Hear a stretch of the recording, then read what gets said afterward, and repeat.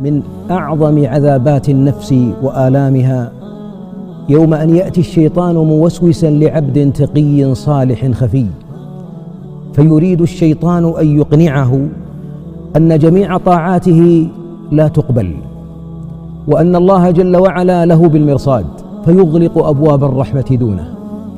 إن الموسوس يعيش حياة الألم، يخاف رب العالمين، لكن الشيطان حجب أنوار الرجاء والحب، حجبها.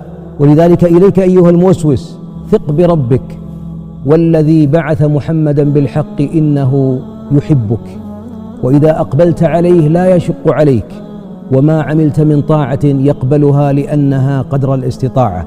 فلا تعيد العبادة، واستعد من الشيطان، وارق نفسك وأمل خيرا، فإن الله أرحم بك من نفسك، ورحمة ربي وسعت كل شيء، وأنت شيء من هذا الكون العظيم.